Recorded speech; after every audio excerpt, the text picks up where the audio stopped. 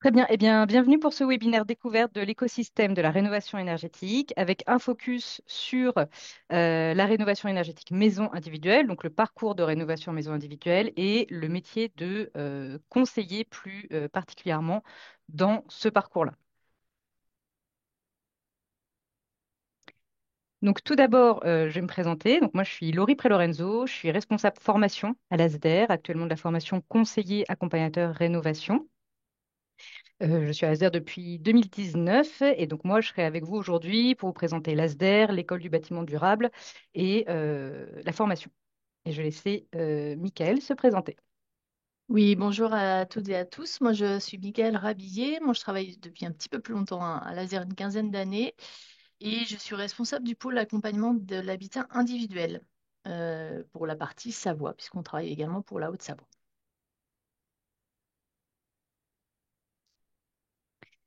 Et tout d'abord, pour dessiner un peu mieux les contours de ce webinaire, je vais vous présenter un peu les déroulés et les objectifs. Donc, l'objectif de ce webinaire, l'idée de départ, c'était d'aider des personnes en reconversion à la fois à se projeter dans un écosystème de la rénovation qui est un peu complexe, mais aussi mettre un pied d'ores et déjà dans la formation, parce que Michael, comme elle l'a dit, elle est responsable habitat, mais elle est aussi formatrice pour l'ASDER. Donc, grâce à Mika qui est formatrice, et elle va vous donner un avant-goût en fait de ce qu'on fait dans certaines de nos formations. Donc, c'est l'occasion à la fois de vous présenter l'écosystème de la rénovation, alors en condensé, parce que ce qu'elle va vous présenter aujourd'hui, normalement, elle le fait en 5 heures. Donc là, ça va être un avant-goût. Quand je vous dis un condensé, c'est un avant-goût condensé de ce de ce qu'elle réalise d'habitude. Donc, ça va donner un aperçu des notions sur lesquelles on vous forme, même si ça, c'est bien sûr un des cours tout en amont, qui n'est pas très technique, pour démarrer une formation de reconversion. Et voilà, et on a décidé, comme je vous disais aussi en amont, de se concentrer sur la rénovation maison individuelle et le métier de conseiller, parce que bien sûr, c'est pareil en 1 heure, on ne peut pas vous parler de tous les aspects de la rénovation énergétique. Très rapidement, ce que je vais faire, moi, c'est en quelques minutes, je vais vous présenter l'ASDER, et ensuite, je laisserai la parole à Michael qui vous parlera du contexte de la rénovation énergétique, des différents acteurs et du rôle central des conseillers dans ces parcours-là. Et ensuite, moi, je vous présenterai rapidement une formation plus particulièrement qui correspond à ce métier-là et il y aura un temps de questions-réponses.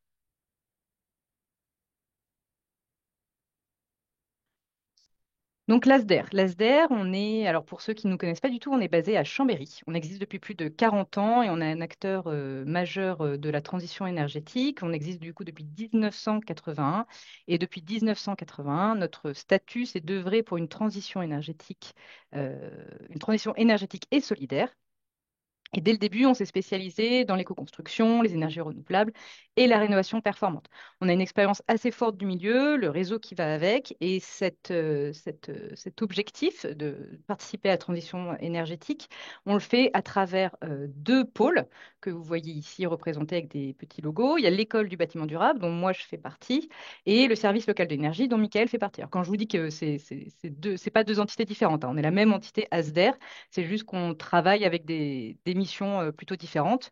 Le service local de l'énergie a la spécialisation d'être local, c'est-à-dire qu'elle conseille et accompagne de manière locale les différents acteurs, donc que ce soit les propriétaires, les copropriétaires ou les collectivités. On fait aussi de la sensibilisation en milieu scolaire. L'école du bâtiment durable a une portée nationale et nous, on a pour but de former les professionnels de la transition énergétique de demain, c'est-à-dire qu'on s'adresse et aux personnes qui veulent se reconvertir et aux professionnels qui veulent monter en compétences. Je vais aller un tout petit peu plus loin sur l'école du bâtiment durable. Donc, comme je vous disais, voilà, nous, on souhaite former les professionnels de la transition énergétique de demain. C'est ce qu'on fait. Et on a donc 2 pôles, enfin deux axes forts pour le faire. C'est les formations métiers et les formations courtes pour monter en compétences. Les formations métiers plutôt à destination d'adultes en reconversion, alors que les formations courtes sont plutôt destinées aux personnes qui souhaitent monter en compétences, et donc plutôt aux professionnels déjà en poste dans le domaine de la rénovation, des énergies renouvelables, de la sobriété, etc. Voilà, je m'arrête là pour laisser la parole à Mika, qui va donc vous présenter le contexte et l'écosystème de la rénovation énergétique. Mika, tu me fais signe quand je change la slide, hein. Voilà, j'ai repris le son. Alors, comme vous le disiez, Laurie, l'idée, c'est vraiment de vous montrer un des aspects de la formation, qui est notamment la formation conseiller en rénovation qui est vraiment pour partie en visio. Donc, on a des cours qui vont être à peu près comme celui qu'on va faire en une demi-heure, mais sur des durées beaucoup plus longues et avec des parties présentielles également. Donc, c'est souvent un mixte des deux. Une grosse partie des personnes que vous verrez en distanciel, vous les verrez également en présentiel quand vous viendrez à l'ASDER, si vous faites ces formations. Donc voilà, l'idée c'est de vous présenter un peu ce qu'on peut regarder ensemble avec toujours l'enjeu, et je pense que c'est important dans nos formations d'avoir des professionnels de terrain qui sont formateurs. Et ça, c'est quelque chose qui est souvent donné en point très positif de la part des stagiaires, puisque du coup, on a une vraie expérience terrain et on n'est pas des spécialistes seulement formateurs. Alors, on va commencer par un petit quiz d'échauffement. Tu peux passer la diapo, Laurie. Donc, pour voir si vous êtes bien avec nous et savoir si vous êtes un petit peu prêt à écouter tout ce qu'on va vous dire aujourd'hui. On va essayer de savoir quelle part de la consommation d'énergie en France représente le résidentiel, donc le logement et le logement résidentiel. En termes de part de consommation d'énergie, on vous laisse du coup voter dans le chat, bien sûr, et puis je vous laisse quelques secondes. Comme ça, on voit si vous avez une facilité à chatter également. Alors, le 31, 31, 18, 18 pour l'instant, c'est égalité. 75. Vous n'êtes pas censé connaître la réponse, hein, évidemment, parce que si vous venez en formation, c'est aussi pour regarder tout ça. Ok. Ben, on est pas mal, hein, parce que vous avez une majorité de 31, 30, 31. Et on va pouvoir passer à la diapo suivante.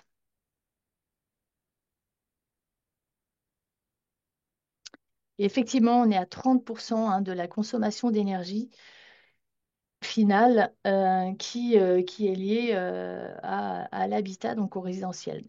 C'est pourquoi c'est important votre présence ici. Si vous êtes en projet de reconversion ou en tout cas de travailler dans ce milieu-là, nous, ça nous conforte dans l'idée qu'on sème des petites graines dans le bon sens chaque jour de nos métiers aujourd'hui. C'est que voilà, c'est une grosse part de nos consommations d'énergie.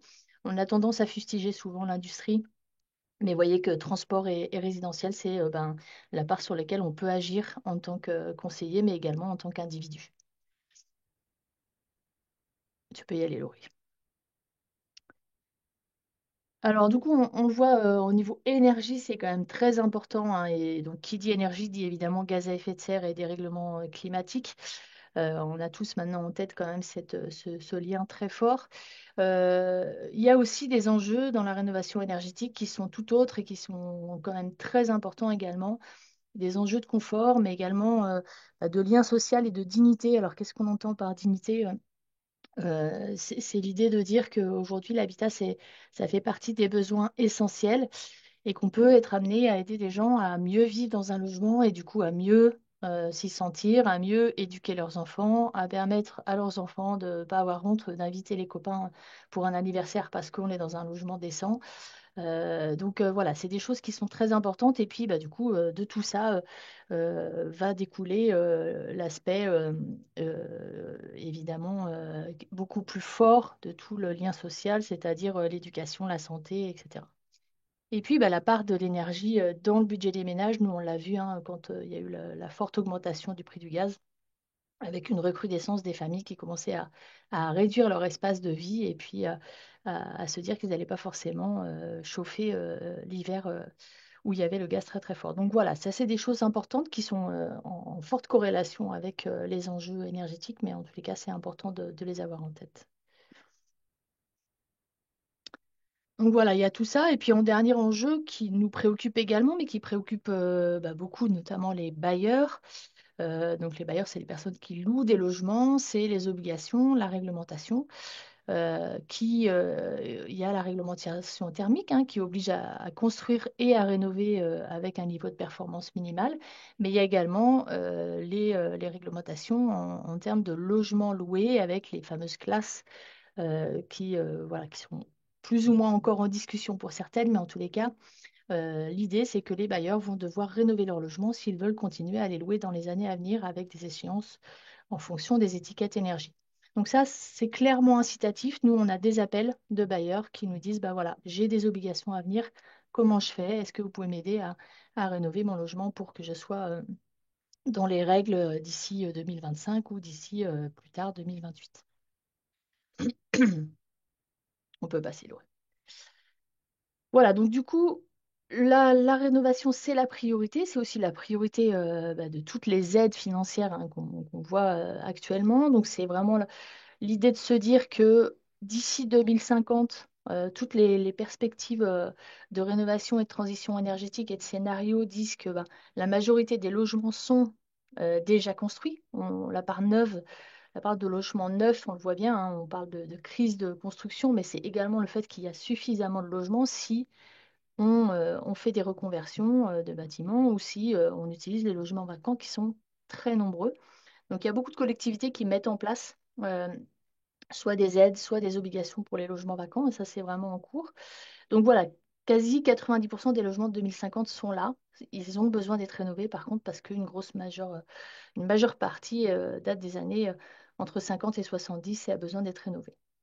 Et puis la rénovation, c'est beaucoup plus sobre que la construction. On utilise 3 fois moins d'énergie. Il y a des calculs qui ont été faits assez précis à ce sujet-là. 3 fois moins d'énergie pour la rénovation que pour la construction. Vous savez, on parle d'énergie grise, on en parlera dans la formation. Eh ben, on s'en rend compte que c'est vraiment important de privilégier la rénovation en matière d'énergie grise par rapport à une construction. On peut y aller. Alors, rentrons un petit peu dans ce dans quoi vous allez plonger finalement en venant dans nos formations et en touchant aux différents métiers autour de la rénovation. En fait, on a vraiment de nombreux métiers qui sont en lien et qui travaillent ensemble. On a essayé de vous résumer ça, sachant que, comme disait Laurie, c'est vraiment une intervention qui est beaucoup plus longue, mais voilà, de vous dire où est-ce qu'on va se situer nous et puis tous les métiers qui sont un petit peu autour de la rénovation. Alors, on a d'abord une petite case qui s'appelle le conseil aux particuliers, où on a à la fois les espaces conseils France Rénov qui sont portés comme par l'ASDER pour la Savoie, par exemple, mais par environ 500 espaces conseils France Rénov en France, hein, un minimum un par département, qui font du conseil gratuit aux particuliers et qui sont financés pour ça par les collectivités et l'ANA, ce qui permet de ne pas avoir de financement privé et d'être neutre et objectif en matière de conseil. On a tout ce qui est conseils architecturaux et là, on a les CAE qui portent ça, même chose, conseil gratuit, pris en charge par les collectivités. Donc, dans votre commune, si vous avez un projet de rénovation ou de construction, vous avez un architecte conseil présent pour vous conseiller gratuitement. Et puis, tout ce qui est autour du droit et de la fiscalité, que ce soit du droit des locataires, du droit des bailleurs, des questions relatives à des prêts spécifiques, eh bien, c'est l'ADIL qui va conseiller sur ce sujet-là. Et nous, on est en fort lien avec bah, tous les trois ensemble, hein, les trois structures. On va se donner des contacts les uns les autres quand il y a des questions spécifiques pour l'un ou pour l'autre. Ensuite, on va avoir un autre carré. Ben, c'est les collectivités. Je vous disais que les collectivités finançaient nos actions. Donc, nous, typiquement, sur les espaces Conseil France Rénov', on est financé en partie par les collectivités et en partie par l'ANA. Mais les collectivités ont un pouvoir assez important d'aide au passage à l'action, notamment en termes de rénovation, par des dispositifs d'aide qu'ils vont mettre en place localement, soit des aides financières, soit des aides en matière de conseil au niveau architectural ou urbanistique. Et puis, les collectivités vont avoir, via des marchés notamment, possibilité d'influer vraiment sur la rénovation en proposant bah, des conférences, des salons, des choses comme ça, et d'être un acteur assez fort sur ce secteur-là. Ça fait partie de leurs compétences et c'est vraiment un sujet important pour eux. Ensuite, on va avoir un autre volet, donc les professionnels de l'énergie, alors qui sont soit des fournisseurs d'énergie, soit des distributeurs, qui vont ben, influer forcément sur des choix en matière de consommation d'énergie. mais qui vont, pour certains, pour les distributeurs également, faire de la sensibilisation à la sobriété, notamment pour diminuer nos consommations d'énergie. Distributeur, hein, ça peut être GRDF, par exemple, pour le gaz, qui est distributeur et qui va faire pas mal de sensibilisation pour consommer moins d'énergie.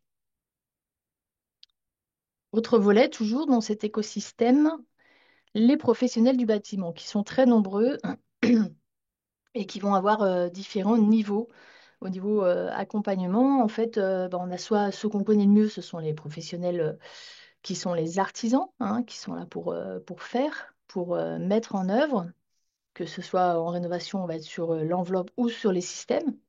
Il y a tous ceux qui vont aider à la mise en œuvre, donc les architectes, les diagnostiqueurs en amont, la maîtrise d'œuvre qui va être là plus pour aider à mettre en lien tous les artisans et toutes les personnes qui vont agir sur un chantier. Et puis les accompagnateurs rénov, dont vous avez peut-être entendu parler, qui sont un nouveau métier hein, qui est arrivé il y a un an et demi maintenant, dans l'idée de venir appuyer des aides à la rénovation d'ampleur.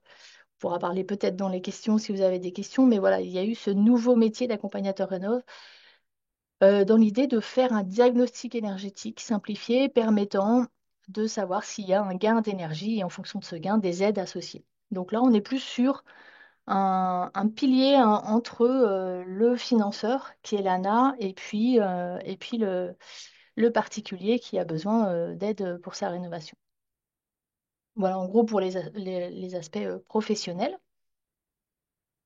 Et puis les professionnels de l'immobilier qu'on associe également. Alors, ils sont peut-être moins au fait de tous ces sujets-là. Ils commencent à être un petit peu dedans. Nous, on les a pas mal formés, que ce soit les conseillers bancaires ou les agences immobilières sur le sujet, parce que c'était pas forcément leur priorité. Mais ça commence à le devenir. On a des demandes hein, de la part d'agences immobilières pour pouvoir justement ne serait-ce qu'estimer des coûts de travaux sur des ventes. Et puis, on a des liens de plus en plus avec les banques pour favoriser le passage à l'action aussi et puis aider les personnes à avoir des prêts permettant des travaux conséquents. Donc voilà, tout ce petit monde-là travaille en, en collaboration, on va dire pas forcément en synergie, mais en collaboration. Et nous, les espaces conseils France Rénov et plus particulièrement l'ASDER, on travaille en étroite collaboration avec tous ces professionnels. Ça fait un monde assez complexe pour un particulier, donc c'est important d'avoir des gens qui puissent expliquer ce qui se passe et qui fait quoi dans un projet de rénovation.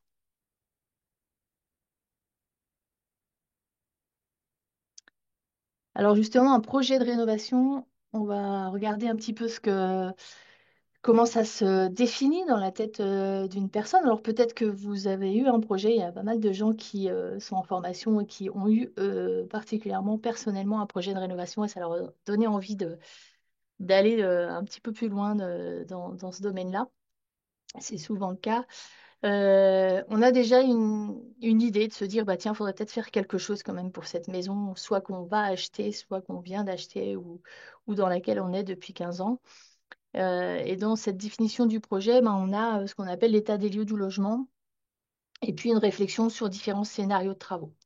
Donc ça, c'est vraiment la personne qui commence à se dire, bah, soit l'état des lieux, ça va être juste, c'est inconfortable ou j'ai des factures trop importantes.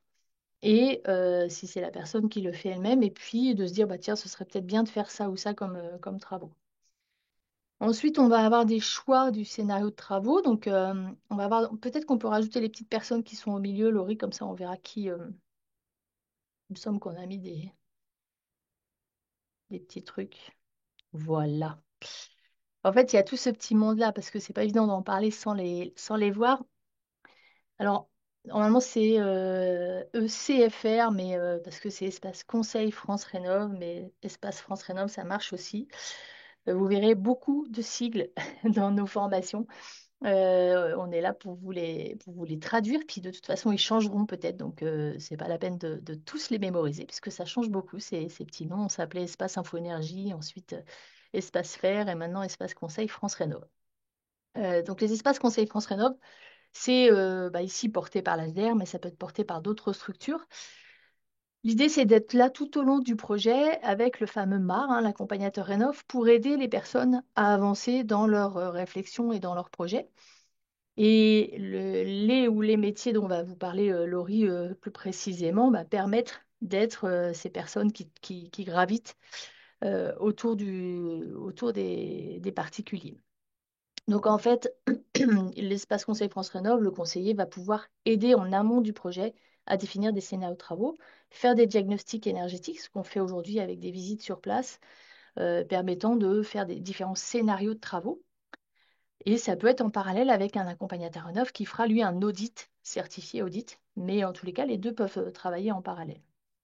Ensuite, on a toutes les aides financières qui sont un sacré casse-tête pour les particuliers à comprendre. Et du coup, à la fois le conseiller France Rénov, mais également le MAR, selon qui accompagne à quel moment, vont élaborer un plan de financement avec les personnes et dire, voilà, en fonction de votre revenu fiscal de référence, des travaux que vous envisagez, de l'étiquette énergie que vous allez pouvoir atteindre en fin de travaux, il semblerait que vous puissiez accéder à telle et telle aide et puis que vous auriez un reste à charge de temps. On a des prêts également hein, qui sont à prendre en compte. Donc voilà, il y a pas mal de choses à prendre en compte pour aider les gens à visualiser à 20 ans. On essaie de visualiser à 20 ans. Évidemment, tous les travaux qu'on fait nous permettront d'économiser de l'énergie au quotidien et chaque mois. Donc ça, on en tient compte également dans nos calculs. Les banques ont plus de mal à en tenir compte, mais en tous les cas, nous, on en tient compte en disant, voilà, vous aurez un reste à recharge mensuel beaucoup plus faible, donc à tenir compte dans vos charges vraiment mensuelles. Ensuite, une fois que tout est un petit peu défini, on va commencer à réaliser des devis, sachant que il peut y avoir des allers-retours, puisque les artisans ont aussi des avis et des idées de travaux qui peuvent changer. Donc, il y aura un aller-retour avec le conseiller ou l'accompagnateur rénov.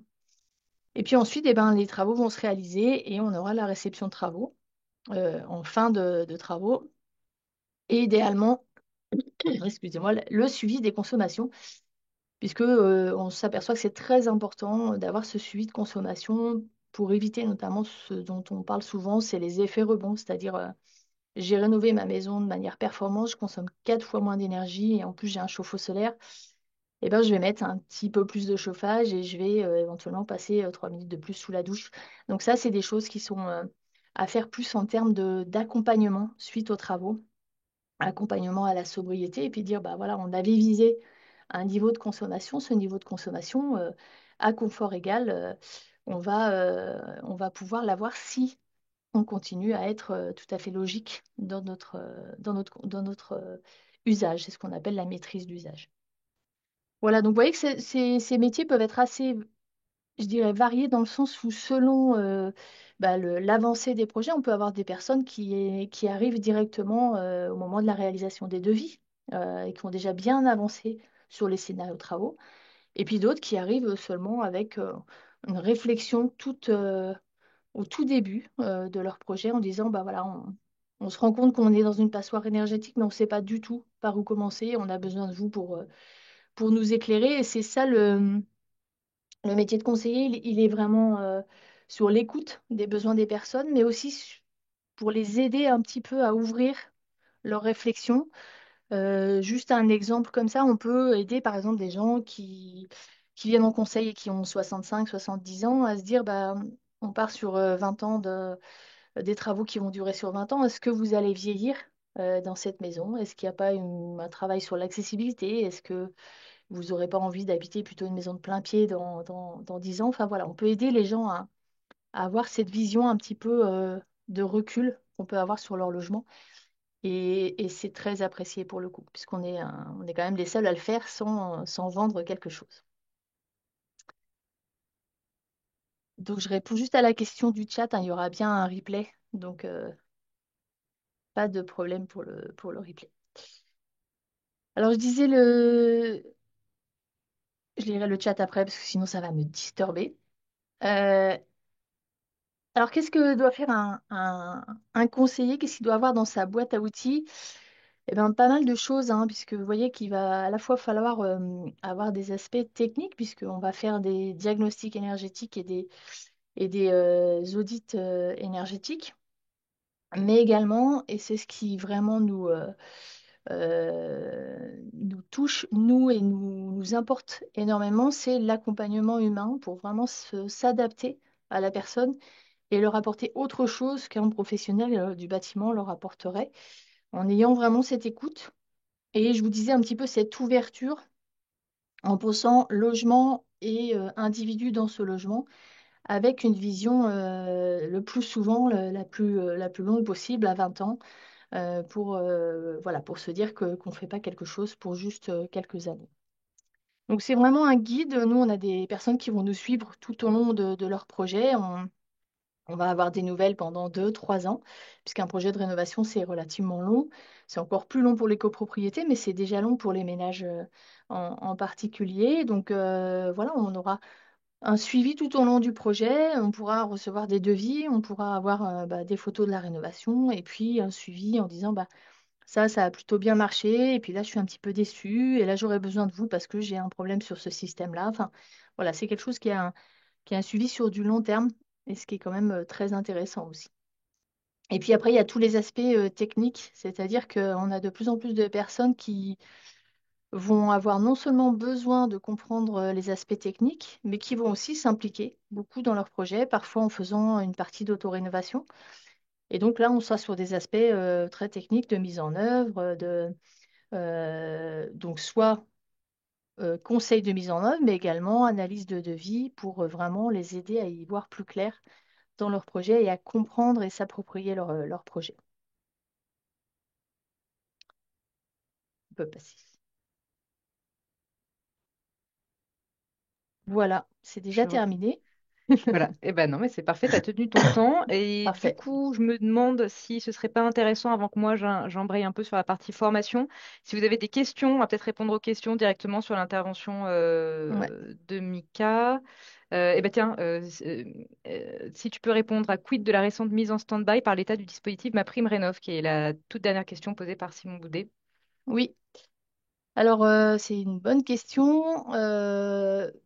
Ce qui se passe, c'est que alors des évolutions comme ça en plus de 15 ans à l'ASDER, j'en ai vu beaucoup.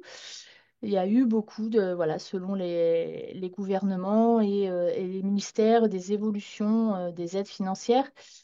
Il se trouve qu'on n'est pas actuellement dans un gouvernement qui a une grosse dynamique de rénovation, mais qui semble pas l'abandonner quand même. Et surtout qui avait mis en place ma prime rénov avec des montants très élevés d'aide. Et donc, ils ont été débordés, clairement, hein. Les services de l'État et les services instructeurs ont été débordés avec à la fois des montants dépensés très élevés, mais aussi beaucoup de dossiers en attente et en stock. Donc, cette pause, elle est à la fois pour gérer les dossiers en stock, ce qui est important hein, pour instruire tous les dossiers qui sont déposés, et puis également pour se donner le temps de peut-être d'ajuster ces aides. Donc voilà, nous, on pousse hein, au niveau des réseaux. On est dans le réseau du Clair si certains sont intéressés. C'est un réseau qui regroupe tous les espaces Conseil France Rénov' de France et les structures qui travaillent dans ce domaine-là et qui, du coup, va faire du lobbying, en tout cas expliquer et rencontrer les ministères pour dire qu'il y a quand même une grande importance à continuer dans la rénovation globale et performante qui fonctionne en plus, parce qu'on a vu des projets très très chouettes, notamment pour des ménages modestes et très modestes ces derniers mois. Donc voilà, ça marche, ces aides conséquentes. Maintenant, on reste à trouver le dispositif le plus simple possible, puisque le dispositif MaPrimeRénov' de dépôt de dossier et d'instruction n'est pas très simple aujourd'hui. Et donc peut-être qu'il y a moyen de simplifier les choses pour que ce soit plus facile et plus libre d'accès. Voilà, après, nous, ce qu'on en pense, c'est que les associations comme les nôtres, elles sont plutôt résilientes par rapport à ça, peut-être plus facilement que les petites structures qui avaient misé beaucoup sur les accompagnateurs rénov, notamment. Visibilité de l'accompagnateur dans le temps, c'est la bonne transition. C'est vrai que c'est peut-être plus simple d'être aujourd'hui dans des structures porteuses comme les nôtres. Alors, c'est pas pour que vous veniez tous travailler à l'ASDER, mais il y en a beaucoup en France, hein, des structures associatives. Et c'est peut-être plus simple que de monter sa structure sur un métier qui est fortement lié, l'accompagnateur rénov aujourd'hui, si on est seul sur ce sujet-là, fortement lié à des directives des ministères, quoi. Quelles sont les conditions pour pouvoir faire la formation? Oula, conseiller accompagnateur rénovation, le coût et tout ça, ça peut-être, Laurie, tu vas Ça, dire à je la vais fin. l'aborder après. Je vais Ouais. l'aborder après. Est-ce que la notion de produit biosourcé est prise en compte de manière systématique dans les accompagnements ou est-ce que cela reste au bon vouloir des accompagnateurs? Alors, ça dépend des accompagnateurs. Les conseillers info, les conseillers France Rénov à laser, typiquement, oui, puisque c'est une grosse volonté de notre part de se dire que il y a isoler, c'est bien, et s'occuper de l'enveloppe, c'est bien, mais faire attention à ce avec quoi on isole, c'est encore mieux. Donc, ça, c'est de toute façon systématiquement évoqué dans nos accompagnements et dans nos rapports. Après, un accompagnateur rénov, un MAR, n'a pas obligation d'évoquer cette notion de biosourcé. Maintenant, il y a des collectivités, ben, je vous disais le poids des collectivités. Nous, notre Grand Chambéry donne des aides conséquentes si les gens passent avec des biosourcés. Donc, ça peut aider dans ces cas-là, fortement. Est-ce que mon accompagnateur rénovation et conseiller accompagnateur rénovation est la même chose? Je peux peut-être répondre. Oui, vas-y, Parce que Laurie. du coup, conseiller accompagnateur rénovation, c'est le nom de la formation que je vais vous présenter par la suite. Et travailler en tant que mon accompagnateur rénovation est un des débouchés de cette formation. Et alors attendez, parce que là, je pense qu'il y a pas mal de questions. Je vais peut-être revenir sur l'écosystème pour, en fait, parce qu'il y a beaucoup, je suis d'accord qu'il y a beaucoup de noms en plus qui se ressemblent. Espace France Rénov, mon accompagnateur Rénov, la formation qui s'appelle conseiller accompagnateur rénovation. Donc la différence, donc l'espace France Rénov dont on parlait, donc c'est ce que Mika disait, nous à l'ASDER, on anime le service public du coup qui est d'accompagnement à la rénovation et sous l'espace France Rénov. Mon accompagnateur Rénov, c'est de l'ordre du privé en fait. Donc c'est deux choses bien différentes et c'est alors je ne sais pas si on peut dire un label, mais c'est un agrément qu'on obtient auprès de l'ANA. Et autant l'espace France Rénov, c'est gratuit et indépendant, autant mon accompagnateur Rénov est un service payant. Et l'espace France Rénov va accompagner, comme vous le présentez, Mika, dans l'étape du projet, peut accompagner du début jusqu'à la fin ou prendre en cours, alors que le MAR, il va avoir un parcours très particulier à suivre du début jusqu'à la fin pour permettre aux ménages d'obtenir ces aides. Et c'est uniquement dans le cas de rénovation globale. Voilà, et ensuite conseiller accompagnateur rénovation, donc la formation, elle permet à la fois de travailler dans des espaces France Rénov ou de travailler en tant que MAR ou pour un MAR. Enfin, alors en tant que MAR, après quelques années d'expérience. Mais en tout cas, pour un MAR, c'est tout à fait possible. On vous forme, enfin, les acquis que vous avez, les compétences que vous avez à la fin de la formation ont été conçus pour que vous puissiez travailler, entre autres, dans ces deux entités. Voilà, et c'est vrai que c'est important de dissocier les deux parce que ben, l'un est très récent, hein. Les accompagnateurs Mm. Rénov, c'est un an et demi hein, d'existence en fait. C'est vraiment un nouveau métier. La formation que vous faites conseiller accompagnateur rénovation, elle permet d'accéder à l'accompagnateur rénov, mais elle permet plus largement d'accéder à d'autres métiers, que ce soit dans les collectivités ou dans les espaces Conseil France Rénov. Et voilà, c'est vraiment à dissocier. Cet accompagnateur rénov, en fait, c'est venu d'une volonté de l'État d'ouvrir l'accompagnement au privé, avec à la fois des espaces conseils qui peuvent le faire, mais également des bureaux d'études privés qui se sont spécialisés dans l'accompagnateur rénov pour valider, en fait, tout simplement qu'il y a bien deux étiquettes énergie de gagner dans les travaux qui sont projetés. En gros, c'est ça. C'est que les aides sont conséquentes s'il y a bien deux étiquettes de gagner entre avant travaux, après travaux. Et pour valider ça, eh bien, ils ont mis en place un système d'accompagnateurs rénov, donc de personnes qui sont validées par l'ANA, l'Agence nationale d'amélioration de l'habitat, et qui font un audit énergétique avant travaux et projeté après travaux. Et tu disais que mon accompagnateur Rénov, ça existe depuis un an et demi. Tu peux nous dire depuis combien de temps les espaces France Rénov existent? Eh bien, alors les Sous un espaces, autre nom avant, bien ouais, sûr, hein, voilà, mais les espaces info énergie, c'est 2001. Donc, voilà, avec des associations qui sont très résilientes sur ce sujet, quoi. Ouais. Et on est effectivement, c'est un petit peu différent puisque on peut être assimilé service public, pour le coup. Il y avait pour d'autres répondre, questions? oui, Ouais, il y a d'autres vas-y. Ouais. questions. Alors, Il y avait une question, alors c'était pas vraiment une question, c'était une remarque de Hervé de la Monneraie qui disait que ça fait 20 ans qu'il a d'expérience dans Oui. des aspects techniques du bâtiment, qu'il est titulaire d'un titre de chargé d'affaires en rénovation énergétique du bâtiment, obtenu fin 2024. Je ne pense pas que ce soit avec nous parce que ce nom ne me dit rien. Et vous ne trouvez pas de travail dans cette branche. Et il y a une autre question sur le retour à l'accès à l'emploi après nos formations, le type de poste et le temps passé avant d'y accéder à l'issue de la formation. Donc, je vais répondre rapidement et puis on pourra revenir dessus après Mm. la partie formation. Mais pour vous dire, moi, sur la formation conseil accompagnateur rénovation, je suis autour de 92% de retour à l'emploi dans les 6 mois qui suivent la fin de la formation. Les postes les plus fréquents, ce sont, alors, nous, on parle de conseiller accompagnateur rénovation, ça peut avoir un autre nom dans certaines structures, ça peut être chargé de mission habitat, ça peut être conseiller habitat, ça peut être conseiller technique, mais en tout cas, c'est un de ces postes-là, et c'est dans des structures telles que les nôtres, donc les espaces France Rénov, les plus gros postes dont je vous parle, donc les structures comme les nôtres, les espaces France Rénov, les urbanistes, les Solia, euh, et les Comcom, les collectivités qui ont parfois aussi des plateformes de rénovation énergétique pour aider à la rénovation de leurs habitants. Et il y a aussi quelques personnes qui travaillent en rénovation copro suite à notre formation.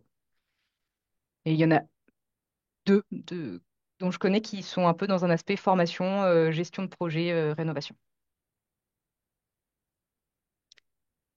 Alors là, la question, ça va plutôt être pour toi, Mika, parce que est-il possible de proposer une mission de maîtrise d'œuvre conception suivie de travaux en complément d'une mission MAR. Et sous quelles conditions? Est-ce que tu as la réponse à cette question? Alors, non, en fait, enfin oui, j'ai la réponse, pardon. Euh, En fait, non, la mission MAR, elle est vraiment dissociée de la mission travaux. En fait, aujourd'hui, dans le cadre mis en place par l'ANA, l'idée, c'est que les accompagnateurs rénov soient complètement indépendants des travaux effectués pour qu'il n'y ait pas la fameuse fraude dont on parle beaucoup. Ça fait partie aussi de leur volonté en faisant cette pause estivale, c'est de lutter contre la fraude. Mais à partir du moment où on ouvre au privé sur des sommes très importantes d'aide, c'est un petit peu normal qu'il y ait de la fraude, un peu la même qu'il y avait eu, que vous avez peut-être vu passer avec les isolations à 1 euro, etc. Donc là, l'idée, c'est d'avoir une dissociation. Aujourd'hui, on a effectivement des fraudeurs qui vont proposer des audits adaptés pour qu'il y ait le plus d'aide possible et qui vont arriver chez les personnes avec un groupement d'artisans déjà formés et des travaux déjà prêts à l'emploi, on va dire. Donc ça, c'est interdit, tout à fait. L'idée, c'est d'avoir une certaine indépendance entre les travaux et la mission d'accompagnement pour qu'il n'y ait pas de doute. Je te propose, Mika, et je vous propose à vous tous, Ouais. je vais passer sur la formation parce le temps passe vite Vous pouvez et je voudrais, continuer à et poser des j'ai, petites questions. Moi, je les trierai exact, dans le chat. voilà, parce que je vois qu'il y a pas mal de questions formation. N'hésitez pas à les reposer si jamais on les a oubliées à la fin et que je n'y ai pas répondu pendant ma présentation. Et ben, je vais maintenant vous présenter donc la formation conseiller accompagnateur rénovation. Donc la formation accompagnateur rénovation, c'est 2 sessions par an. La prochaine session, c'est le 3 septembre. Une des spécificités de cette formation, c'est qu'elle est 70% à distance. Il y a aussi une partie en entreprise de 6 semaines. En tout, la formation dure 15 semaines et donc elle alterne des périodes d'enseignement, des périodes en présentiel aussi, à l'ASDER, on en a quelques-unes, du distanciel et de l'entreprise. Je vous montrerai le calendrier, après ce sera beaucoup plus clair pour visualiser les différents temps. C'est une formation qui est certifiante. Si vous voulez aller voir le numéro RNCP, il s'affiche là. On vous enverra tout ça. On vous enverra le support, on vous enverra le replay. Et je vous enverrai des informations complémentaires aussi par mail. Voilà, donc c'est le RNCP 39748. Et donc, elle découle de notre formation, d'une autre de nos formations, chargée de projet, dont je vous parlerai rapidement aussi en fin de webinaire. C'est un des blocs de cette formation, ce qui fait qu'elle est certifiante. On apporte des contenus techniques, on apporte des études de cas, on fait de la mise en situation pratique. On vous donne aussi accès à un plateau technique pour pouvoir toucher, visualiser comment est-ce qu'on pose une menuiserie, l'étanchéité à l'air, ça ressemble à quoi, un matériau, ça ressemble à quoi, d'isolation, etc. Et vous aurez accès à plus de 20 intervenants qui sont, comme le précisait Mika au début, tous des professionnels en fait dans leur domaine. Parce qu'on trouve ça très intéressant en fait que vous ayez accès à des conseillers, vous avez accès aussi parfois à des architectes, à des auditeurs énergétiques, enfin tout un pan, tout un réseau qui vous permet en fait de vraiment bien comprendre le métier. Ce que je voulais ajouter aussi sur cette formation, peut-être ici, ce que je peux vous dire, c'est qu'on a aussi décidé de vous faire passer dans cette formation, mais depuis le début, la formation FIBA Audit Reno. Donc, je vais essayer de le faire le plus simple possible, mais en fait, quand vous obtenez, donc en fait, c'est un autre diplôme au sein du diplôme conseiller accompagnateur innovation, enfin au sein du certificat, c'est un vrai plus en fait pour les entreprises MAR ou qui souhaitent l'être, parce que quand vous obtenez cette attestation, c'est un premier prérequis pour avoir un RGE d'audit énergétique qui vous permet, qui est un des prérequis pour être MAR. Donc, c'est plutôt, ça hausse l'employabilité en fait des personnes qui suivent cette formation.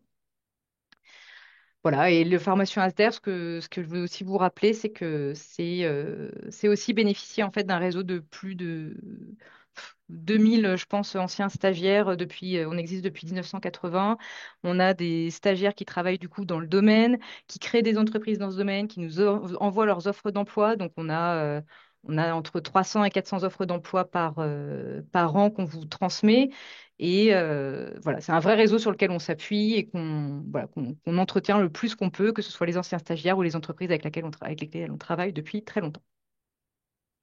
Michael vous l'a dit, on a vu qu'être conseiller, c'est un métier complet qui fait appel autant à des compétences techniques que des connaissances financières, réglementaires, mais aussi des savoir-être, d'accueil, d'écoute, d'accompagnement, d'être capable aussi de vulgariser ses discours, d'avoir la bonne posture. En fait, c'est vrai que c'est vraiment un métier à double compétence. Il faut autant avoir une bonne base technique, mais il faut aussi savoir la transmettre et il faut aussi avoir cet aspect humain, accompagnement. Et l'un ne va pas sans l'autre dans ce métier-là. Et donc, nous, au travers de cette formation qu'on a construite en collaboration avec différents conseillers, différentes structures qui accueillent nos stagiaires, on a construit un contenu qui est un peu sur, du coup, les différentes missions d'un conseiller, donc mobiliser les particuliers, les informer les conseillers et accompagner les ménages. Donc, ces trois objectifs de formation qui sont centrés autour des missions, pardon, du conseiller. Le premier, c'est la partie plutôt sensibiliser, fédérer, donc emmener les ménages vers des projets de rénovation énergétique performants. Donc concrètement, à l'issue de la formation, c'est être en capacité de réaliser des actions de sensibilisation et d'information, donc d'être capable d'adapter son discours. Donc vous avez des cours de communication qui vous permettent de faire ça. On vous met aussi en mise en situation pour vous éprouver un peu à ça. On vous fait découvrir les outils du conseiller pour que vous les ayez un peu pris en main et que vous sachiez comment faire des actions de sensibilisation. Vous avez aussi donc la partie informée et conseillée, c'est être capable d'avoir tous les éléments techniques. Donc, on va vous apporter plein d'éléments techniques pour être capable de comprendre le projet de la personne que vous avez en face de vous, ses attentes, ses contraintes spécifiques, et avoir toutes ces petites cases qu'on vous aura données et les mettre en ordre pour les conseiller sur les choix qui seront les plus adaptés à leur situation.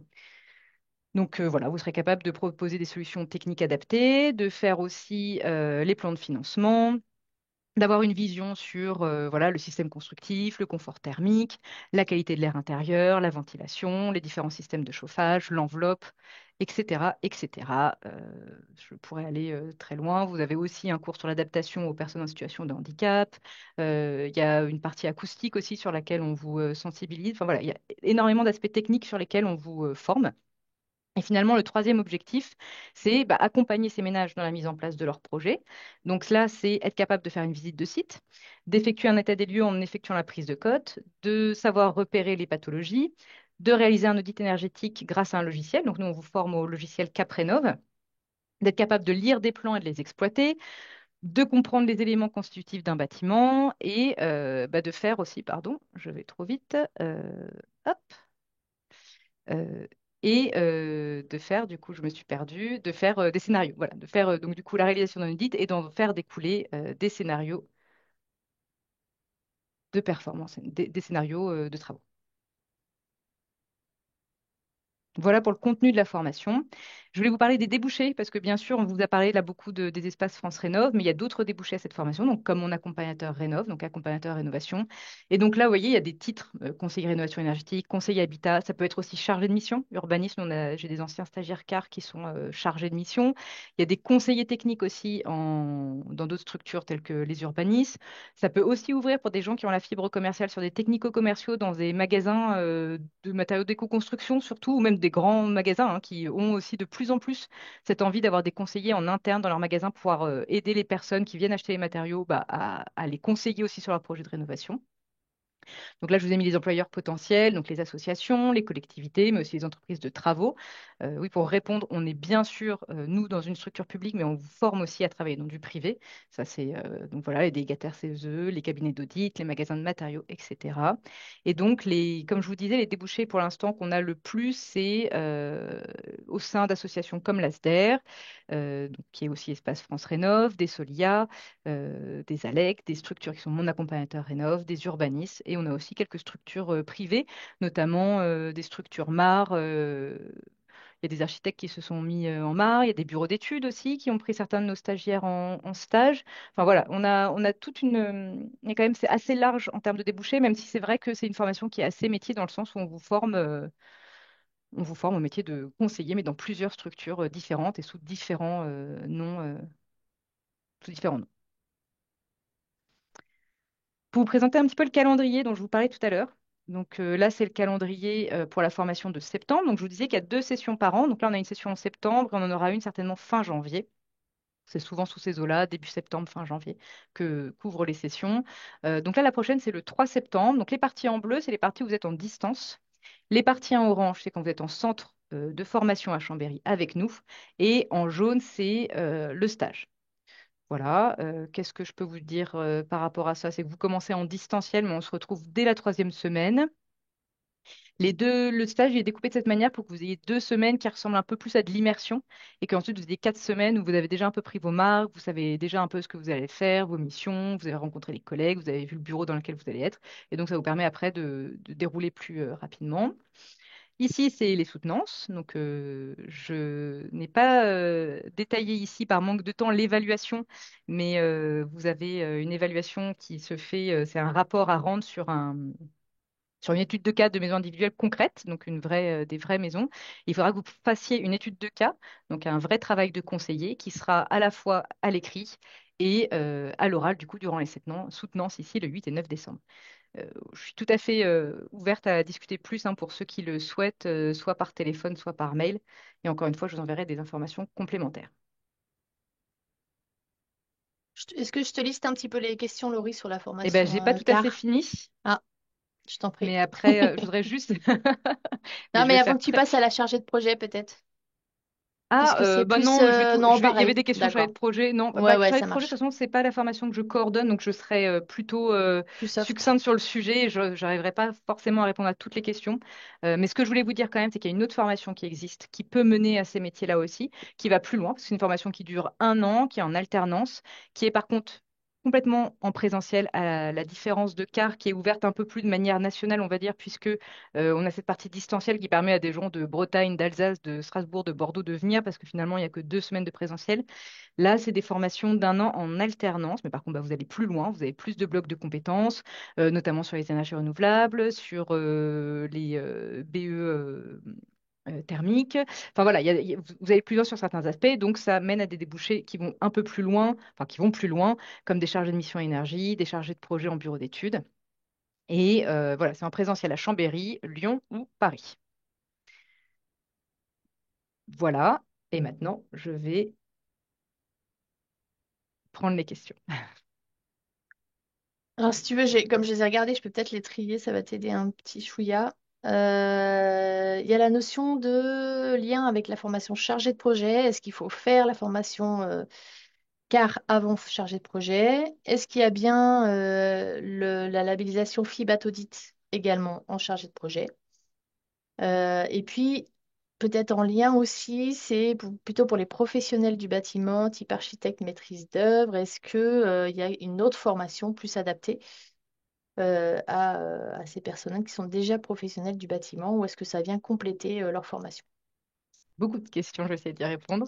Alors, le lien entre chargé de projet et conseiller accompagnateur rénovation, donc l'une découle de l'autre. C'est-à-dire que conseiller accompagnateur rénovation, elle a été réfléchie à un moment où on s'est rendu compte que avec notre formation d'un an, pour certaines personnes, c'était très compliqué de venir, de se reconvertir, et du coup, ça les bloquait dans leur projet de reconversion. Donc, on a décidé de mettre en place cette formation qui n'est pas condensée, parce que c'est vraiment une partie de la formation qu'on a alors j'allais dire améliorer, mais non, mais qu'on a implémenté d'autres contenus pour vraiment la rendre très adaptée à former des conseillers.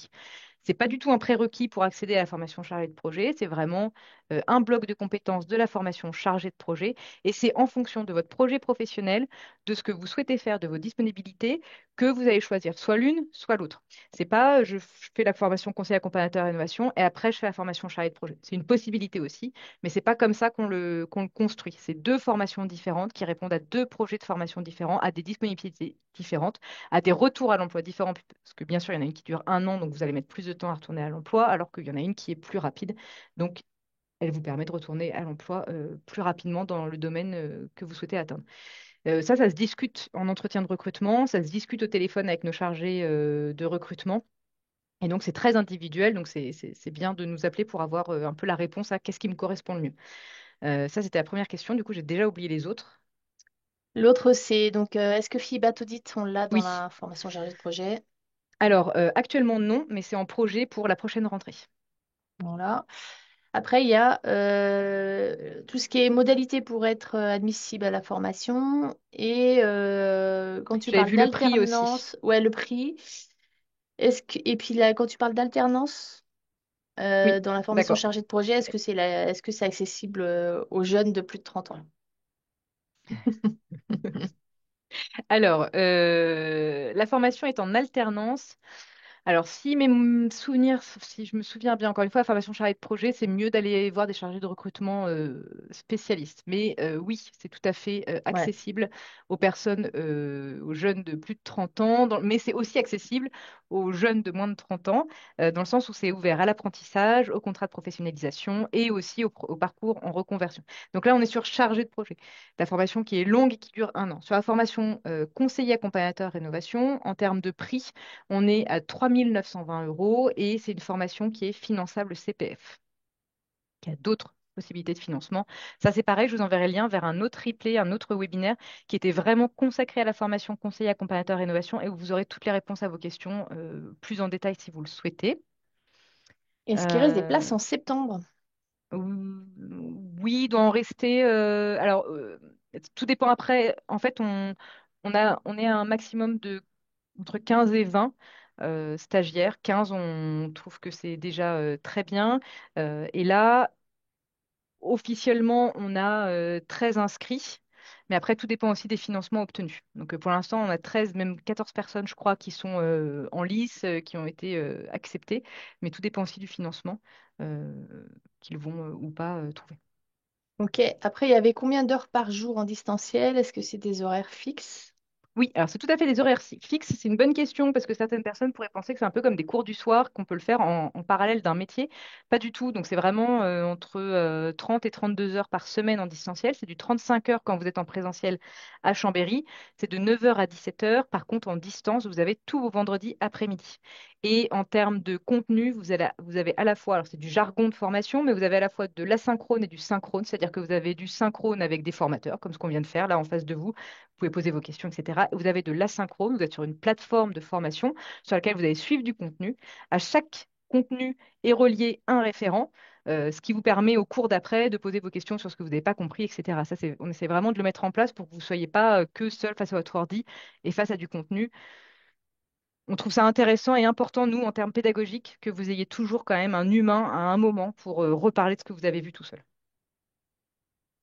Ok. Et du Euh, coup, pardon, il y avait donc 1 heure par jour et après c'était. Bah, est-ce que Ah la oui, session suivante est déjà programmée? Est-ce que tu as une idée de date pour, tu dis janvier, mais je dirais fin. Ouais, alors non, j'ai pas prévu de date précise. C'est dans ma to-do des prochaines semaines, mais je pense que je la commencerai autour du 20 janvier pour laisser le temps après les vacances aux personnes de se remettre en route. La et je formation n'est pas libre vois. d'accès, elle est payante. Donc, comme je disais, à Ouais. 3 920 €. Si on est intéressé. Et l'autre question, c'était, j'imagine, de Sabrina, et pour les professionnels du bâtiment, est-ce que on doit trouver un stage ou quelque chose? Ça doit être ça, j'imagine. Alors, il y a un stage à trouver. Si vous êtes déjà en poste et que c'est une montée en compétences, ça, on en a toujours un ou deux par session conseil accompagnateur innovation parce que c'est vrai qu'elle est assez adaptée à des personnes qui sont en poste Mm. malgré tout quand l'entreprise est OK pour les faire monter en compétences. C'est-à-dire que vous venez vous former à l'ASDER et toute la durée de votre stage qui est de 6 semaines, et ben, vous la faites dans votre entreprise actuelle. Ça fonctionne bien. Ça fonctionne bien pour les entreprises. Même là, je suis en relation avec une personne qui souhaite faire. Qui souhaite former peut-être ses conducteurs de travaux qui souhaitent les faire monter en compétences sur tout ce qui est enveloppe, étanchéité à l'air, système constructif, aide, etc. Et ben, ça, on peut leur apporter. C'est des choses qu'on peut mettre en place. Donc, je ne sais pas si c'est la bonne réponse, mais si vous êtes déjà professionnel et que vous êtes déjà en place, c'est aussi possible d'y accéder par ce biais-là. Je vois qu'il y a des questions quand même sur des formations plus courtes. Alors ça, c'est pareil, oui, on a des formations plus courtes qui sont adaptées à des professionnels pour une montée en compétences plus précise. Et ça, je vous invite à aller sur notre site ou à nous appeler, pareil, et vous serez mis en relation avec quelqu'un de notre pôle formation courte pour voir un peu votre projet plus précisément. Après, il y avait Et encore une partie, pardon, question sur le lien avec les entreprises. Nous, on a un réseau d'entreprises, effectivement, s'ils ont des difficultés à trouver les stages. Et la alors question, qu'on ne l'autre fournit question, que à la pardon, rentrée, par voilà, contre. c'est ça. Mm. Et l'autre question, c'était est-ce qu'on est obligé de rester dans la même entreprise pour toute la durée du stage?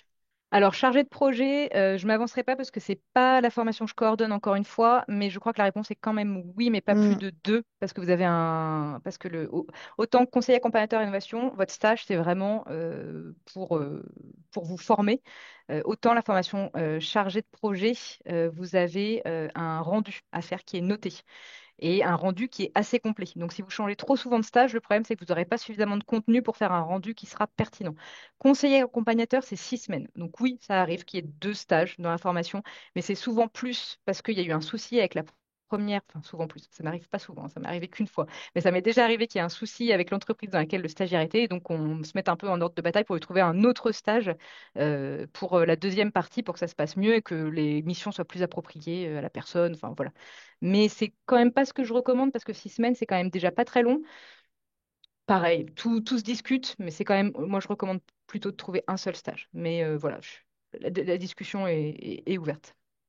Plus globalement, quand même, quand tu dis la discussion ouverte, c'est vraiment important que vous sachiez que du coup, à l'ASIR, il y a vraiment un suivi des stagiaires. Il y a un référent qui est désigné pour plusieurs stagiaires, qui va aller voir le stagiaire pendant son, son stage, notamment pour la formation chargée de projet. Et puis autrement, c'est Laurie qui va vous suivre tout au long et qui est dispo qui est vraiment très dispo pour répondre à toutes vos questions et vous aider quand il y a besoin. Et du coup, je vois possibilité de se mettre à son compte après cette formation. Ça dépend un peu des formations initiales, j'imagine. Mm. Oui, alors ça c'est une bonne question et moi j'aurais plutôt tendance quand même à dire plutôt non, Mm, en toute transparence, parce qu'en fait cette formation, mais comme la formation charrette de projet, c'est aussi plutôt ce qu'on dit, parce qu'en fait c'est court, c'est quand même... Alors tout est à discuter, encore une fois, mm, j'ai déjà eu des économes de flux qui venaient faire cette formation, donc là on se dit bon bah oui d'accord c'est une personne qui est déjà dans le secteur, qui peut se mettre à son compte, mais quand on a des personnes qui sont, je sais pas moi, animateurs socioculturels, ou qui ont travaillé dans le cinéma depuis leurs 20 ans, bah, ces personnes-là, on leur dit plutôt, bah, travaillez plutôt dans des structures qui savent faire, et après, c'est la prochaine étape de vous mettre à vos comptes, à votre compte. Parce que, en mm, fait, surtout si la question est souvent, est-ce que je peux être mon accompagnateur Rénov? Et là, il faut s'accrocher quand même hein, pour obtenir l'agrément. Il faut une assurance qui vous couvre, donc qui accepte de vous suivre si vous n'avez pas l'expérience. Il faut montrer des audits et montrer patte blanche un peu avec les audits que vous avez fait pour obtenir le RGE. Enfin, il y a tout un tas mm, de critères à respecter qui sont déjà pas forcément simples pour des structures qui sont en place depuis longtemps. Donc, pour des nouveaux qui arrivent juste en sortie de reconversion, c'est quand même pas la voie que je recommande. mm. Et Hervé vient de répondre à la question sur, j'allais dire exactement la même chose. Effectivement, l'ASDER a des MOOC, notamment sur la réno énergétique à destination des maîtres d'œuvre ou archis. C'était une des questions. Alors, on a quand même des archis qui font la formation chargée de projet, hein. Ça vient Mm. vraiment compléter la formation d'archi. Quand on a le temps et la possibilité de le faire, les archis sont très contents de la faire parce qu'on voit vraiment des aspects beaucoup plus précis sur tout ce qui est bioclimatisme et développement durable dans son ensemble. Mais du coup, il y a effectivement les MOOC sur la plateforme Bâtiment Durable où on a fait des MOOC rénovation énergétique avec la QC ou autre et qui peuvent déjà donner une bonne vision si le temps est un petit peu limité. Alors, je regarde s'il y a... ta, ta, ta. J'avais vu une autre question. Si on n'a rien sur son CPF, est-ce que France Travail pourrait financer une Oui. partie ou de la totalité de la formation? Eh bien oui, voilà, c'est cette question-là où je me suis rendu compte qu'on n'avait pas répondu. Donc, le prix de la Ouais. formation, je le répète, c'est 3 920 euros. La formation conseiller accompagnateur rénovation, chargée de projet, elle est pareil, je m'avance pas, je crois qu'elle est autour de 11 000 euros. C'est entre 10 000 et 12 000. Et les deux peuvent tout à fait être prises en charge par France Travail. Il y a plusieurs modalités de financement. Vous avez le CPF, que vous soyez demandeur d'emploi ou en poste. Pour les demandeurs d'emploi, vous avez la possibilité France Travail. Je vous conseille vraiment de vous renseigner auprès de vos régions aussi, parce que nous, par exemple, en Auvergne-Rhône-Alpes, on a la possibilité de faire du région individuelle. Donc c'est pareil. Alors c'est France Travail qui va vous mettre en lien avec la région. Et nous, on a là, par exemple, trois ou quatre personnes cette année qui sont financées par la région. Donc là, c'est la région Auvergne-Rhône-Alpes, mais n'hésitez vraiment pas parce que en fonction de votre région, vous avez des financements plus ou moins avantageux, plutôt quand vous êtes demandeur d'emploi. Et en poste, il y a un super dispositif aussi qui s'appelle le projet de transition pro. Donc ça vous accompagne en fait quand vous êtes en poste. Vous pouvez garder votre poste. Vous faites une demande de formation qui ne peut être refusée qu'une fois par votre employeur, et la deuxième fois, il est obligé d'accepter. Vous faites un dossier qui est un dossier tripartite entre l'organisme de formation, vous-même et votre entreprise. Vous restez en poste, entre guillemets, mais en suivant la formation. Donc, vous continuez à recevoir votre salaire. Vous êtes aussi, les frais de financement, les frais de formation, du coup, sont pris en compte. Et vous faites la formation tout en gardant votre emploi. Ça, c'est un super dispositif. Ça fonctionne par session. Enfin, il y a un calendrier très précis à respecter pour déposer vos dossiers. Donc, je vous conseille de vous renseigner auprès de Transition Pro parce que ça change aussi régulièrement. Donc, c'est vraiment les conseillers de Transition Pro. Il y en a un par région. Donc, je vous invite à aller vous renseigner sur ces aspects-là. Voilà. Et oui, donc oui, France Travail est une possibilité, la région aussi. Le BIM n'est pas abordé, non. Formation chargée de projet, il me semble que oui, mais BIM, oui, pardon. Alors oui, pardon. Chargé non. de projet, oui. Ouais. Conseiller accompagnateur rénov, non. Est-ce qu'il y a d'autres questions?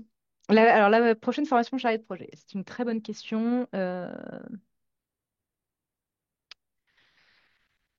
crois que c'est fin novembre. Donc, pareil, c'est sur le site internet, donc je vous invite à Mm. aller voir pour la formation chargée de projet. Mais en tout cas, c'est à l'automne, c'est cet automne. Date limite d'inscription car, eh ben, écoutez, je dirais Ce mi-juillet. soir, c'est bien. Si vous voulez donner toutes vos chances ce soir. En étant très très large, mi-juillet, mais c'est vrai que le plus rapidement possible, c'est le mieux, et pour avoir votre entretien de recrutement, et pour accéder au financement CPF qu'on clôture fin juillet, donc ouais, début juillet, je vous recommande d'envoyer votre candidature.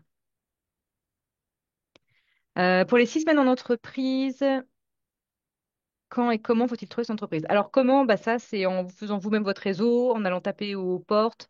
Ce que je vous mettrai aussi dans le mail, enfin, je vous ferai passer un document où j'ai fait un annuaire de toutes les entreprises que vous pouvez contacter, qui mènent un peu au métier, enfin, dont conseiller accompagnateur innovation est un débouché. Ça vous aide. Et puis après, bah, il faut appeler, il faut regarder sur les annuaires France Rénov. Il y a des annuaires, il y a les annuaires des Mon Accompagnateur Rénov. Il faut aller voir l'espace France Rénov de votre département. Il faut aller voir l'urbanisme qui est le plus proche de chez vous, le Solia qui est le plus proche de chez vous. Il faut aller voir les mares qui sont proches de chez vous. Il faut taper aussi rénovation énergétique maison individuelle et voir toutes les entreprises privées qui proposent en fait cette activité-là. Il y a énormément de façons de faire et on vous accompagne de façon beaucoup plus précise que ce que je suis en train de faire quand vous êtes en phase de recrutement, bien sûr.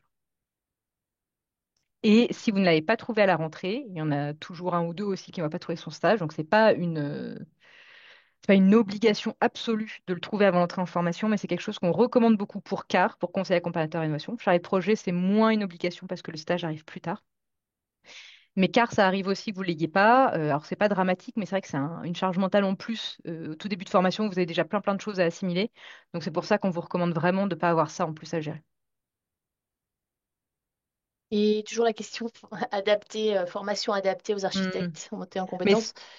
Moi, je dirais, ça dépend du temps, en fait, hmm. parce que chargée de projet, elle est vraiment adaptée, quoi. Mais après, voilà, ça dépend du temps. Elle prend beaucoup plus de temps, quoi. Mais, Et puis moi, vraiment, je pense qu'au pôle formation courte, on a des formations très adapté Aussi. pour la montée en rénovation énergétique. C'est à peu de temps. Donc, en effet, il y a des MOOC qui peut être une première approche, mais si vous voulez quelque chose de plus humain, avec un formateur en face de vous. En termes de formation courte, on est vraiment très compétent sur le sujet, hein. La partie pôle Mm. formation courte, c'est vraiment notre cœur de métier. Donc ça, c'est tout à fait des choses qu'on sait faire et qu'on doit avoir des modules à vous proposer. Voilà. Je crois que les questions sont finies. N'hésitez pas si vous en avez des dernières. Vous avez bien sûr aussi le droit, je ne l'ai pas dit, mais de prendre la parole, hein. L'échange oral est possible. Et sinon, je crois que les questions se finissent. Donc on va vous souhaiter à tous une très bonne après-midi et peut-être Merci à beaucoup. bientôt. Et certainement à bientôt.